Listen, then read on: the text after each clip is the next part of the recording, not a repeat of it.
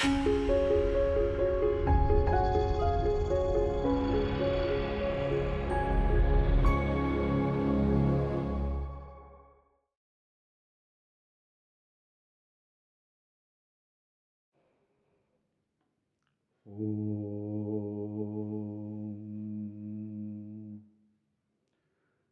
and welcome. Once again, it's my very great pleasure and honor to present this talk at the second season of the CIS Talks series organized by the Indus University. The topic of my talk at this session in the second season might sound rather unusual in the times that we live in today. But I would venture to say that it is something that we need to refocus and perhaps reconsider, maybe re-research for a deeper and perhaps more detailed look at it from a more fresher perspective. So during the course of my talk, I shall touch upon some details about the various facets of the cultural climate and the cultural life of the people of Sri Krishnadeva Raya's era. And so, to begin with, the Vijayanagara Empire, right from its foundations, is perhaps one of the greatest examples of a near perfect amalgamation of the twin spirit of Brahma and Kshatra. Now, to explain what I mean by the spirit of Brahma and Kshatra very briefly. So, the Brahma-Kshatra spirit is a conception that has roots in Vedic India. It is based on the principle that every kingdom or every political system should be based upon and should be guided by spirituality. The word Kshatra signifies a spirit of valor in spirit, in feeling, and in practice. This spirit of Kshatra should be tempered and guided by Brahma, which means spirituality, because unrestrained Kshatra will eventually descend into wanton cruelty and barbarism, wherein any sense of justice, any sense of right and wrong, good and evil will be disappeared. Therefore, we notice precisely this amalgamation of Brahma and Kshatra in every great and long-lasting Hindu kingdom, say for example starting with the Mauryan Empire, the Gupta Empire, Bhojaraja, the Chalukya Empire, the Chola Empire, Rashtrakutas, and finally the Vijayanagara Empire. So the Vijayanagara Empire stood not only as a bulwark against rampant and repeated Muslim invasions from North India, but it also flourished to become one of the greatest empires that the world has ever known.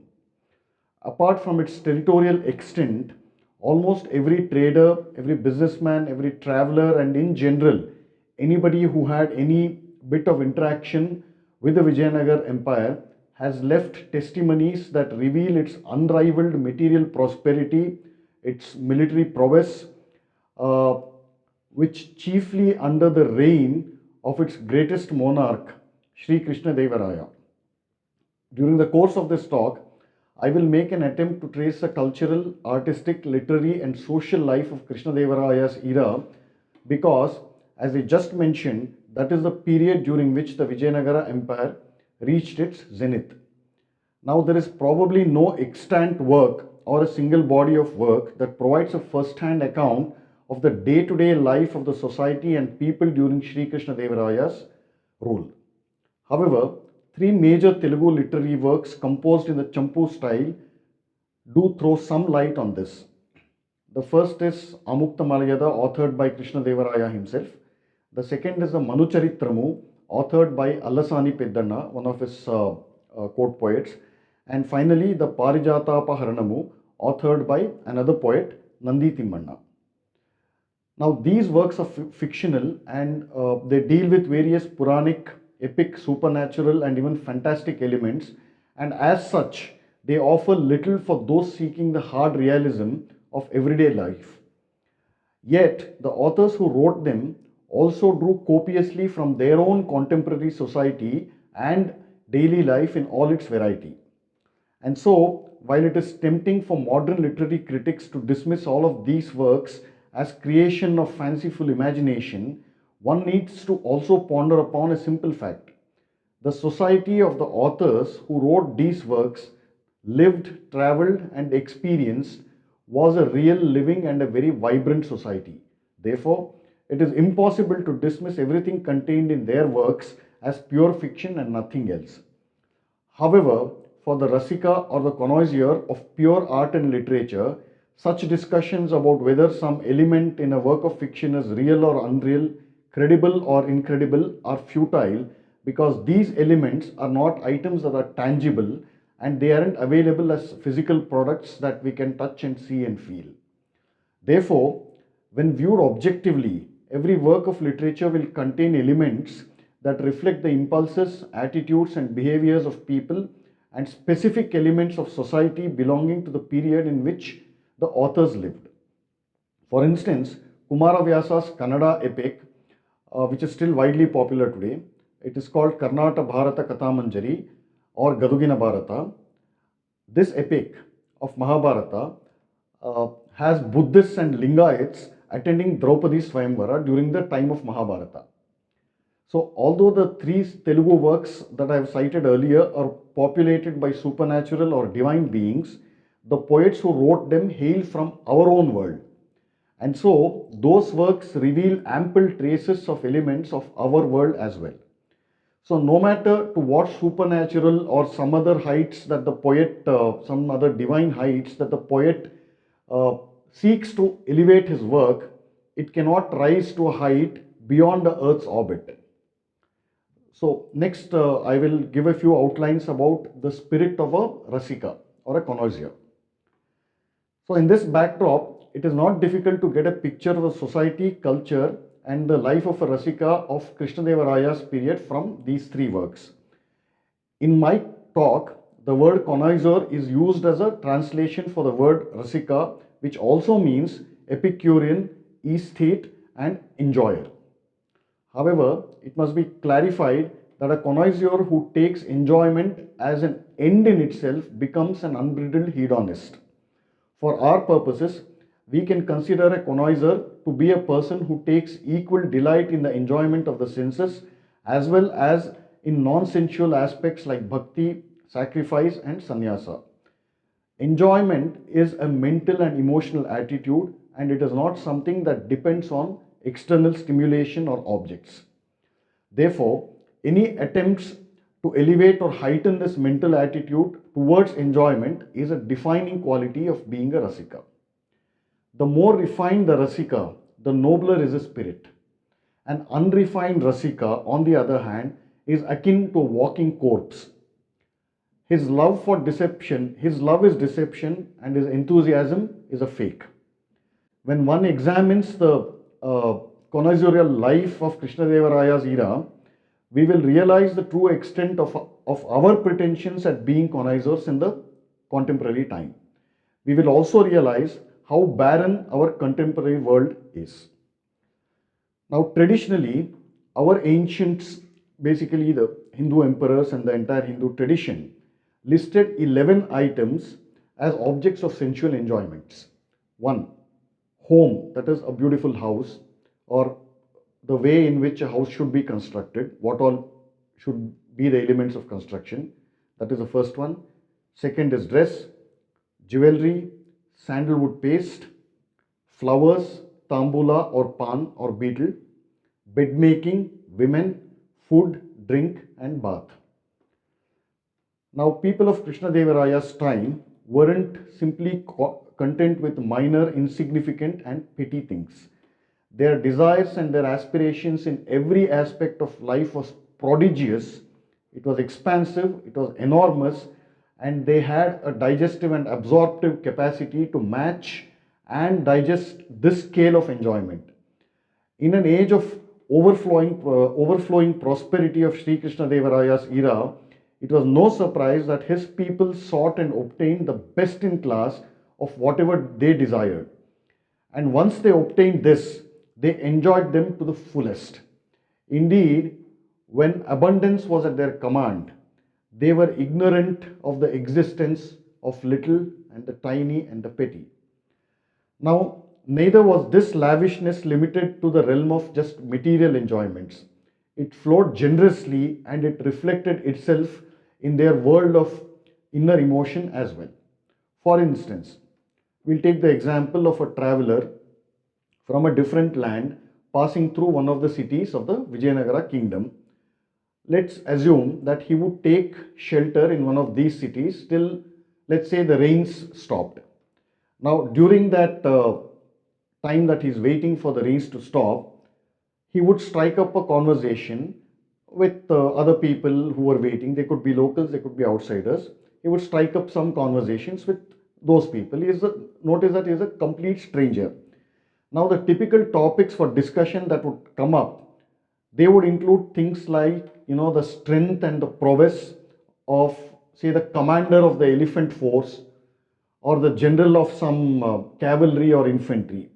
And then as the discussion would turn into an argument, invariably, it would heat up, it would become spicy, people would quickly take sides, the argument would escalate, and if it wasn't amicably, peacefully resolved, the arguers would engage in physical blows.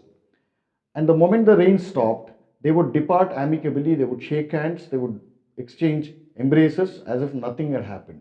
This is an observation, real life observation that Sri Krishnadeva Raya made while touring his kingdom, and he creatively records this and narrates it in his Aamuktamaalyada. So now in whatever activity the people of his kingdom embarked upon, for example, it could be in business, it could be in shopping, in arguments, in war, in social etiquette, in manners, they didn't have the lax, a feeble and a sloppy attitude of, chalo yaar, let's things be as they are. How do we care? They were thorough inside and out. As we will proceed, it will be clear. Next, we have listed the 11 objects of enjoyment. So first I'll take up the topic of homes.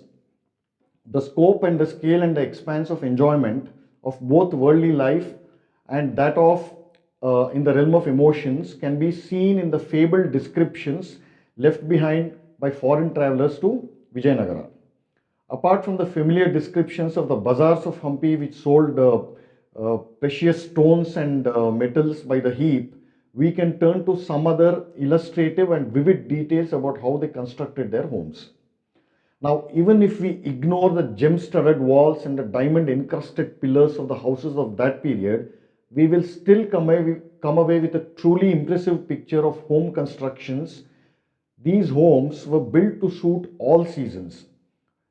A typical plan would be like this: a veranda each at the entrance of the house, intricate carvings on the pillars, paintings on the walls, multi-story buildings at really great height, and openings within these stories to enjoy the cool moonlight.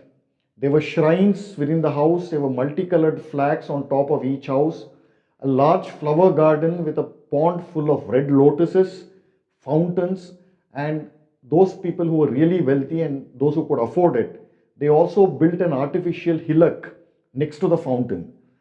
And within the artificial hillock, they had carved in small caves inside it, and steps were built to reach its peak.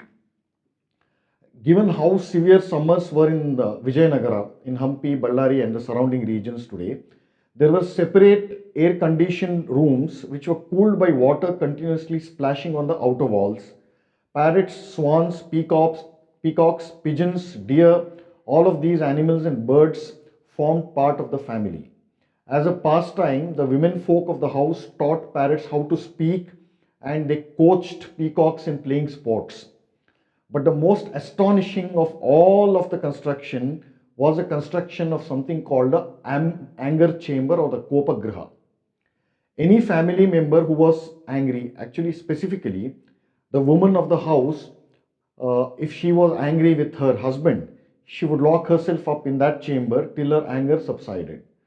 Now, there is no historical record to trace the name of the genius who came up with this architectural brainwave of building a kopagriha. But this is a truly great custom. Thanks to this, the rest of the family could carry on their regular work without being disturbed by this angry woman. And those who wish to calm her down, typically the husband, would anyway visit the room and do the required mollifying and mollycoddling. Now, perhaps This concept was originally Dasharatha's brainwave to, pacify his not so frequently upset Queen Kaikeyi, which eventually led to disaster. But anyway, so Krishnadeva Raya and his favorite poet Pedana had no need for an anger chamber, but the other poet Nandi Timmana was forced to build it because he included, in one of his Mahakavyas, he included an elaborate description of how Krishna pacified an angry Satyabhama, and indirectly he hinted how Krishnadevaraya, his patron and his king, should mollify his wife if she was ever angry. Now, there are other, vivid details of all this, but it is out of the scope of this talk. Next, after homes, is the bathing ritual. Now, taking an ornate bath formed one of the key pre-dressing element. You must note the emphasis on the pre-dressing element of the people of Krishnadevaraya's period. When we examine the details of the method and procedure of bathing, it will become very clear why it was regarded so highly in those times.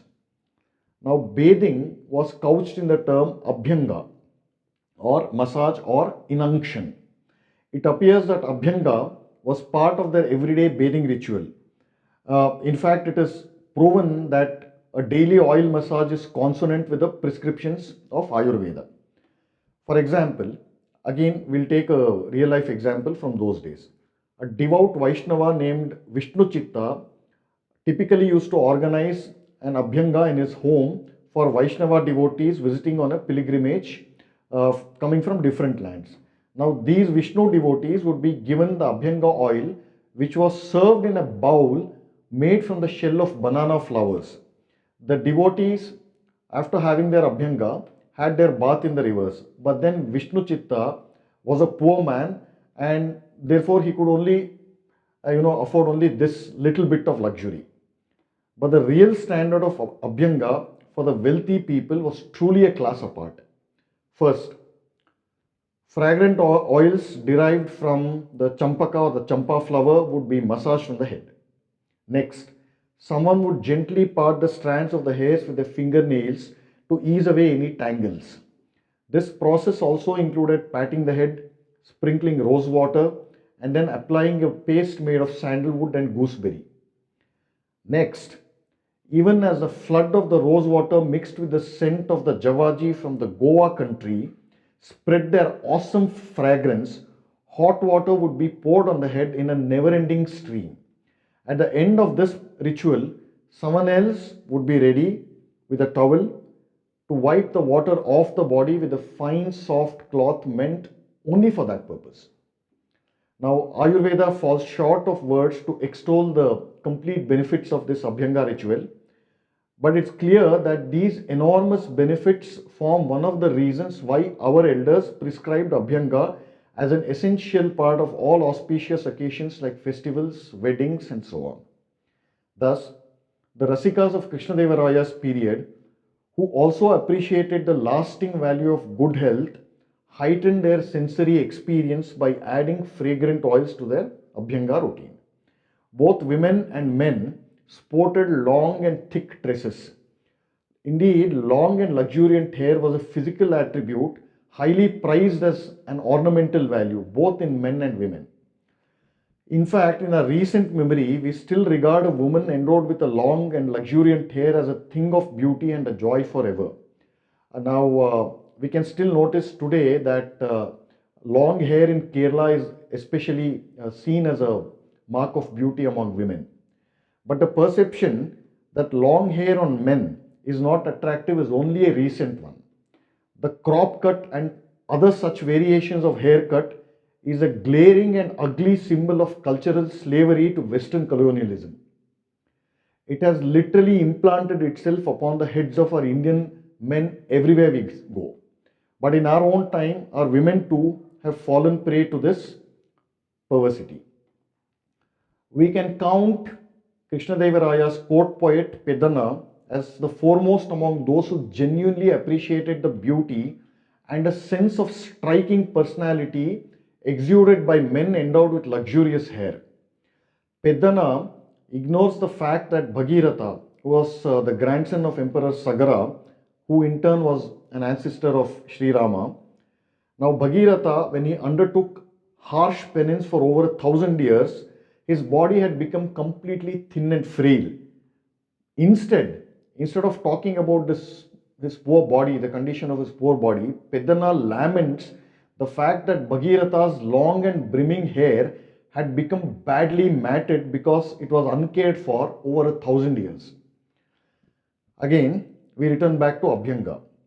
Now, Abhyanga was the main aid to the growth of this long and thick hair, which is why it was highly prized among the people of Krishnadeva Raya's days. Now, next after the bathing, we come to dressing and wearing jewelry and ornaments. So, in this case, we can turn to some aspects of dressing during Krishnadeva Raya's period. Typically, people of that era clothed themselves in colorful garments. Although men typically wore all white, on very rare occasions, women found absolutely no use for a white color. Indeed, when Satyabhama sulked, as narrated beautifully by Peddana, she did so by wearing all white clothes. At all other times, she wore with very great pride, as well as the women of that period, they wore clothes colored with a reddish or a saffron tint. They were specially fond of clothes that were adorned by a gold border, real gold border.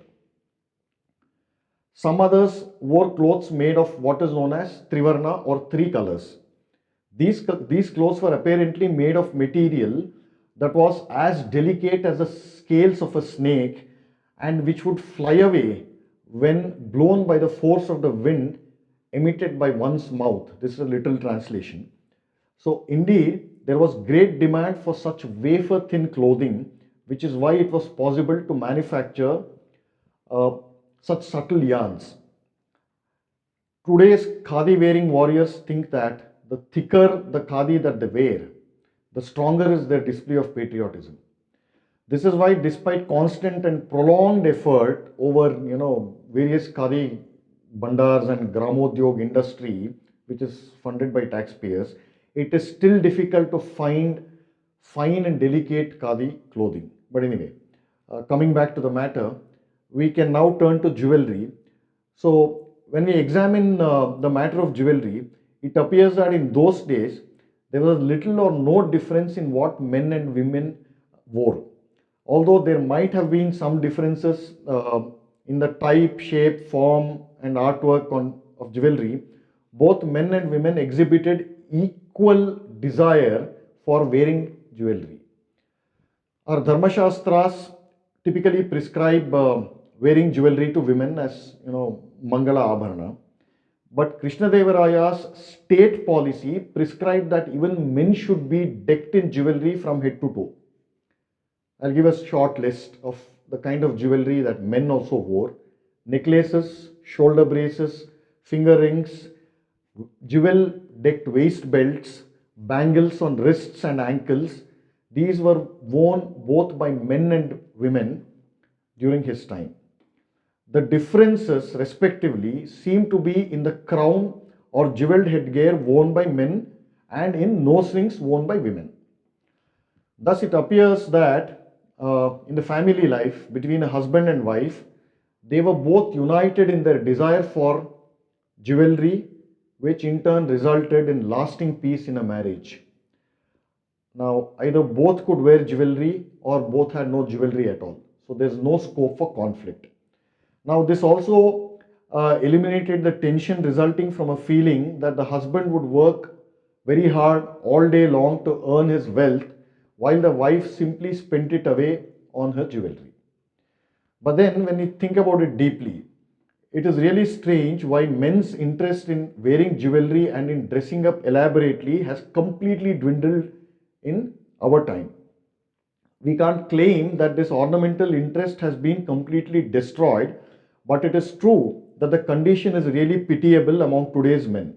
The interest among the men in Krishnadeva Raya's era for wearing jewel-studded crowns, necklaces and so on that I referred to, it seems to have completely vanished, and it has given way to buttons, watch chains, finger rings, neckties, and so on.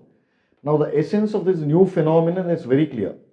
We no longer have the courage to wear ornaments and jewelries that is part of our heritage, which was given to us by our own culture and tradition, to enjoy wearing them for our own joy, because we have become mentally and culturally enslaved to such an extent that we wear alien trinkets to appease foreigners. And now, what is true to ornaments is true to dress.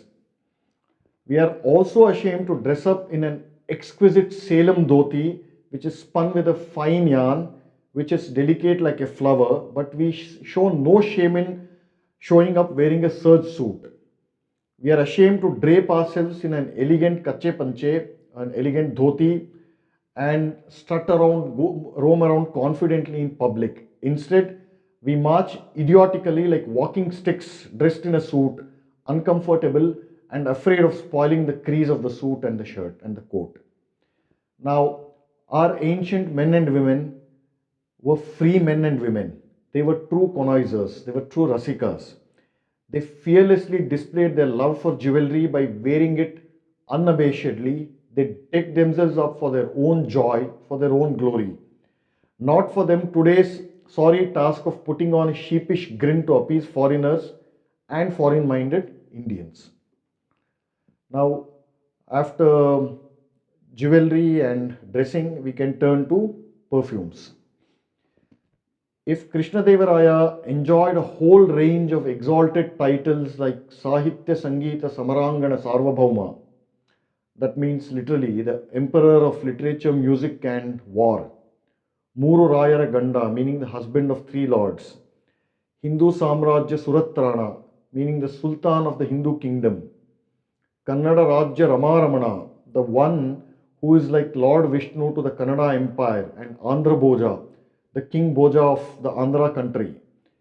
If he enjoyed all these titles, it was because he had earned them literally by shedding his blood and sweat and his bravery.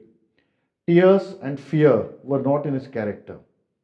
He was endowed with manliness in the truest sense of the word, and he fostered it and he spread it throughout his kingdom. He earned enormous wealth on an unprecedented scale, and he shared it with enormous generosity. Now, apart from the jewel markets and the opulent home constructions and the rest of that we have seen, another chief organ of his state policy was to facilitate the unimpeded import of perfume from foreign lands. This was for a very simple reason. His citizens demanded a continuous supply of an essential ingredient of their daily dressing and decoration, perfumes and flowers. Krishnadevaraya's economic policy was based on the principle of abundance. His policy was not the Nehruvian policy of state-enforced scarcity, or even worse, the misplaced sense of Gandhian austerity, which deprived people of the expression of the basic human impulse for beauty in its full material and outward exuberance. Krishnadevaraya himself practiced what he preached as state policy. His palace had a separate building for preparing and storing various kinds of perfumes. Indeed, if there was any item of human use that could be made fragrant, it would be scented first and then used. Fragrant perfumes from incense sticks wafted from the windows of the homes of his subjects. Even the streets were sprinkled with perfumed water. Krishnadevaraya's subjects drenched themselves and drowned in a vast array of perfumes like musk, civet, camphor, saffron, which is kesari, sandalwood, rose water, and aloe wood. And if this wasn't enough, they innovated what is known as the Kadamba perfume, which is a blend of two or more of the ingredients I just mentioned. It could be civet or musk or camphor or sandalwood. And then they put this Kadamba perfume to a variety of uses. In that era, the Andhra people had attained global renown for being expert perfume makers. Now, during the later years, after the demise of destruction of Vijayanagar Empire, during the later years of Mohammedan rule, while the Hindus largely forgot or abandoned the art of perfume making, the Muslims took to it with great relish and they attain similar expertise. But people of our own time seem to be devoid of any sense of smell. We have lost the capacity to withstand intense perfumes. If we ever come across a perfume of pure kasturi or musk, our noses will bleed. Besides, if we want perfumes so desperately, there's always in the market, there's always the Western made scents that smell like arak and toddy. And so on the rare occasions of marriage, whenever rose water or ether or attar is offered, our fragile noses cringe in horror, and we are content to sprinkle a few drops of this perfume on our handkerchief, which we otherwise use to clean nasal mucus.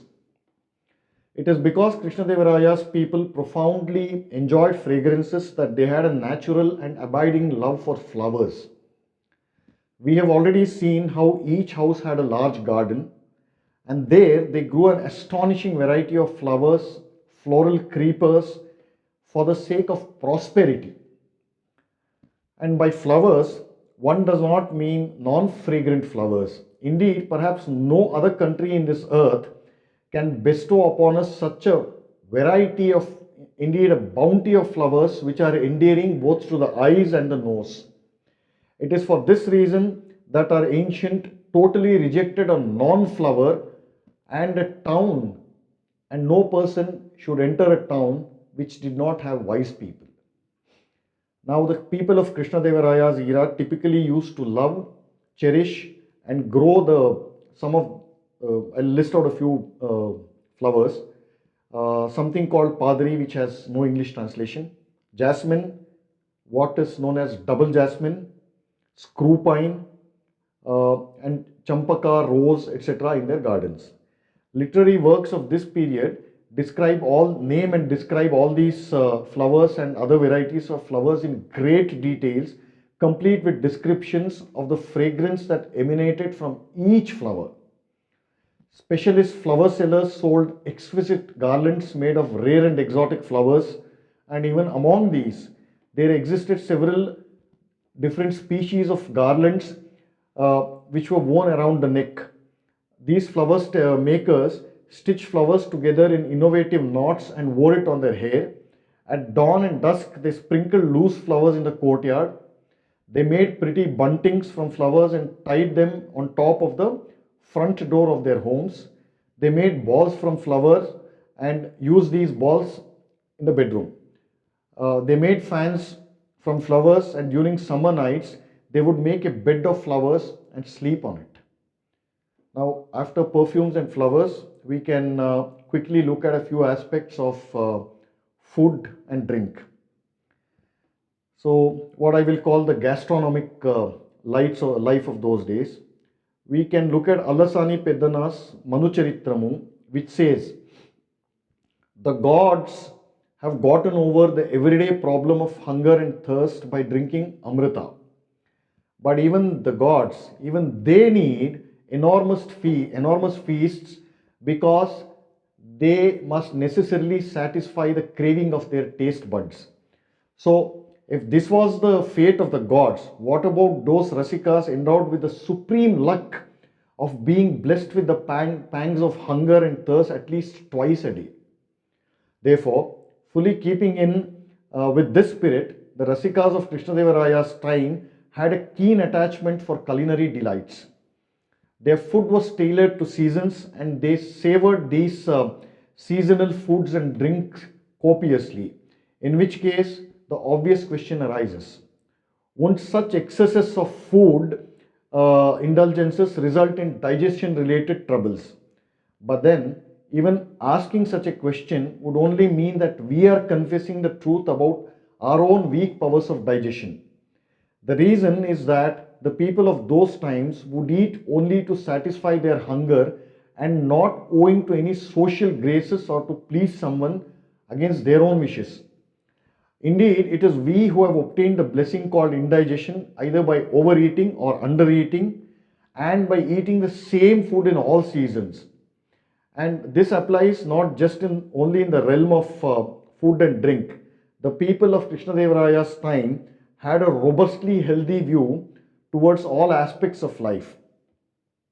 the everyday medicine to combat indigestion in those days was the Brahmastra called Tamboola or Pan. Now, Pan is an intoxicant which in those days it had the stamp of approval of even the Dharmashastras. So, even the most orthodox of people could chew Pan without any guilt. Everybody apart from brahmacharis and sannyasins can and must use it. Now, when we say Tamboola and Pan in the contemporary sense, we must clarify that it doesn't uh, merely mean a mixture of betel leaf, betel nut, and lime. In those days, this mixture to this mixture was also added generous amounts of camphor, kasturi, cardamom, uh, and other scented ingredients. One of the social customs of those days that signified respect was to offer a cardamom tambula to a guest who visited your home. It is for this reason that this medicine eventually became an indulgence. Daily life was incomplete without this indulgence, and an injunction from one of the Dharmashastras authored in those days prescribes that one must conduct puja while chewing tambula, otherwise the god would be displeased. The same Allasani Peddanna famously declared that it was impossible to write poetry because he would not get inspiration without having the tambulam which was served by a tender, beautiful, and pleasing damsel. Nowadays, people have foregone the rest of these scented ingredients in tambula and they have replaced them with tobacco. Now, it is as if the original concoction of tambula makes the heads of our modern people spin, but the smoke from tobacco stops their head from spinning. Now, after tambula and food, we will come to examine a few aspects of the love life of those times. Uh, with a large variety of enormous material opulence that the era of Krishnadeva Raya and he offered to his own people, it is only natural that this sensual opulence also reflected itself in the enjoyment of that other timeless indulgence, the pleasures of the amorous kind.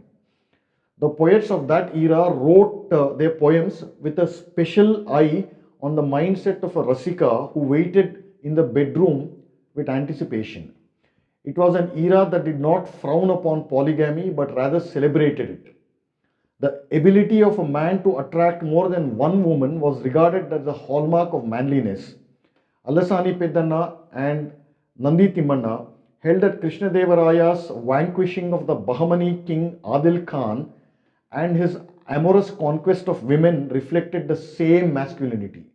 I leave the import of this line to your own imagination. So once while camping at Srikakulam on the day of Ekadashi, Shri Krishnadevaraya had a dream in which Lord Mahavishnu appeared before him. The next day, in court, when he narrated his dream, his courtiers gave their verdict, unanimous verdict, as to what the dream meant. My lord, you will obtain many beautiful women as lovers. But then, even in those days, polygamy was not without its problems. One could not simply marry any lady without crossing the obstacles of Varna, economic status, and various other factors.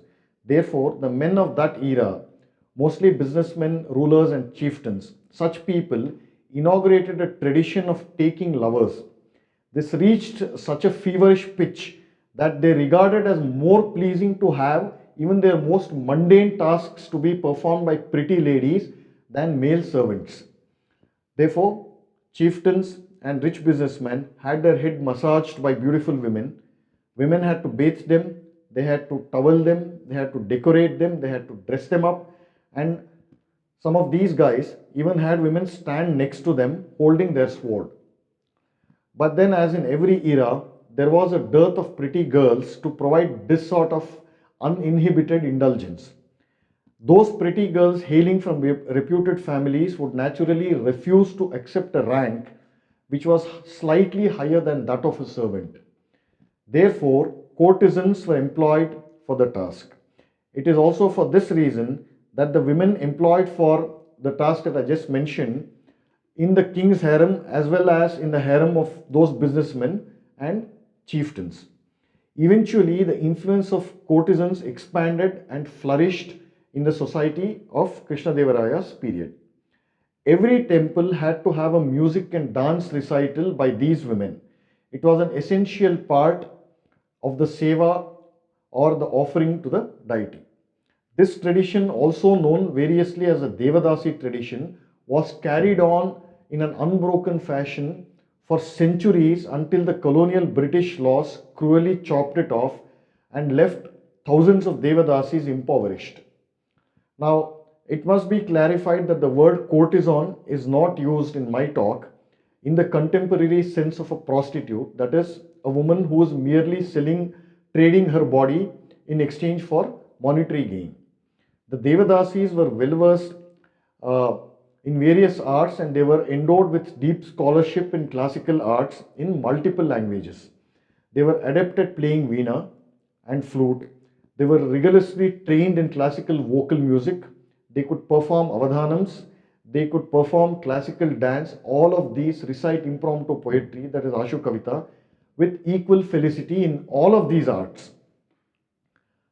The charm and the power that they exerted over men was truly incredible.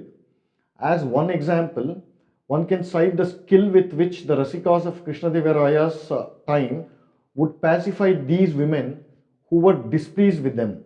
If a woman kicked the head of a man with her left foot, instead of being furious, the man would gently whisper to her, "Did that lovely foot get hurt?" Now, these sensualists were really wise men. They would never cut off all ties with the woman in question in a rash moment of anger. Now, this trait was reflected in the poetry of that period.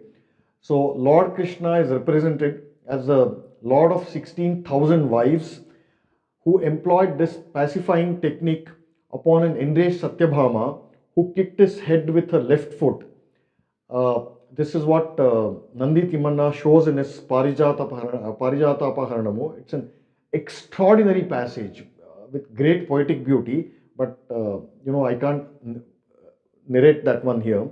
Now, the backstory to this is more interesting. This poem was Timanna's way of tutoring his king and patron Krishnadevaraya in the fine art of mollifying his own queens. Now, when we compare this seemingly, all this elaborate description makes it seem like those people carried on their lives with extreme sensual indulgence, and when we compare that with our own time, it appears that we are far better. We are very moral and monogamous men and women, and in our own time polygamy is pretty much dead, and we don't pursue sensual pleasures with the same zeal, and all of this is truly appreciable. I mean, I'm not saying that it is wrong, but it is only a partial truth. Now, one major reason why we no longer zealously, passionately pursue sensual and sexual pleasures lies in two factors. One, it is the inability to pursue them, and two, it is we have an incurable hangover of Victorian morality. Now, if I have to couch this in the traditional Indian idiom, the Kama is a Purushartha. It's the third Purushartha, Dharma, Artha, Kama. Now, I'm using the word Kama in the sense of sexual desire.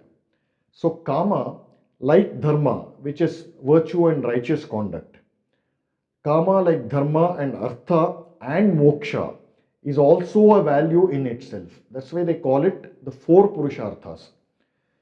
Therefore, for that rare, blessed and courageous person who truthfully pursues the other three Purusharthas, that is Dharma, Artha and Moksha, the pursuit of Kama or sexual desire too stands on an equally high pedestal. It is something that one should be proud of, and it should not be regarded as something to be ashamed of. However, this doesn't mean an advocacy of blind hedonism, nor does it mean that this pursuit is free of any defect. But then, which worldly pursuit is totally free of defects? Everything in this world becomes either a value or a defect depending on the ability and the wisdom of the person pursuing it. Indeed, some people fear that if I perform a virtuous act, that might also result in harm. Therefore, I will abstain from being virtuous. Now, the best analogy one can give to this is that I will stay away from eating food because I'm afraid of indigestion.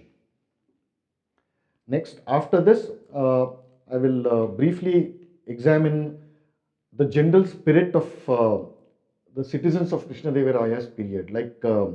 There's this famous proverb that Yatha Raja Tata Praja, meaning as the king, so the subjects. Now, related to Kama as a Purushartha, this also brings up the question of abstinence. In our present time, are we endowed? This is a question we must honestly answer ourselves.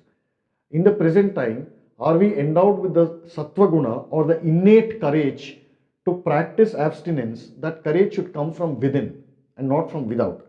Now, people of our time need an external factor to enforce an unwilling abstinence, and they are mostly devoid of that warrior-like spirit to practice abstinence on their own. Now, this despicable weakness of spirit among the Indian people has characterized pretty much the history of independent India. But the people of Krishnadevaraya's time were adept at both.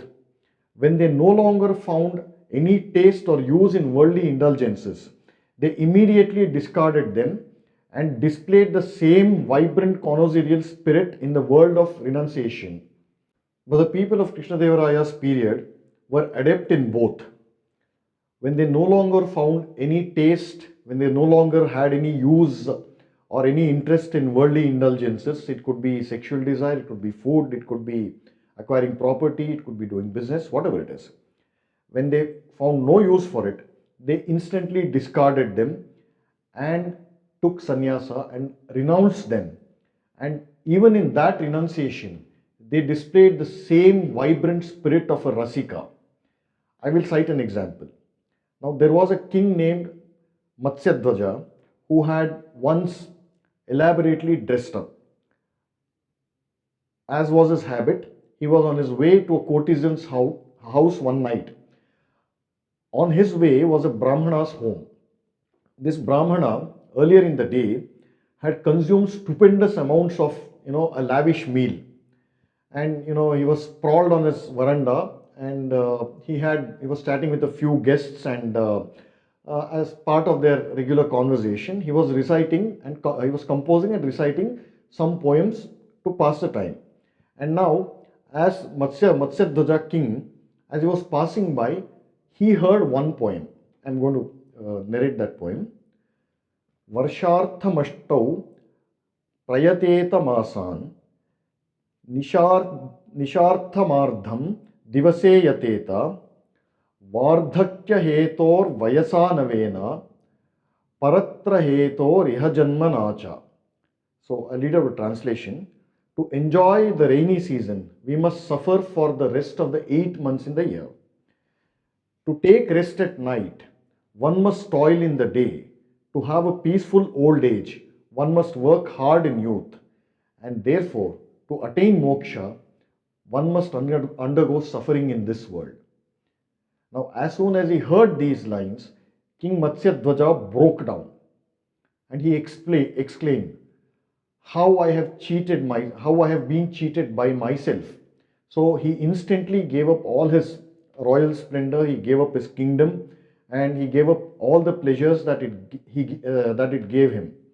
He became a sannyasi with a singular quest for attaining moksha. Now, whenever people of our age in this time hear such stories, they will argue that this kind of instant change is not natural. They will argue that it is contrived. They will argue that it is fictional. But on the contrary, this sort of argument only exposes the same poverty of sattva guna in our nature. What does a man whose hand is crippled know of the power and ability of a sword in the hands of a ferocious warrior?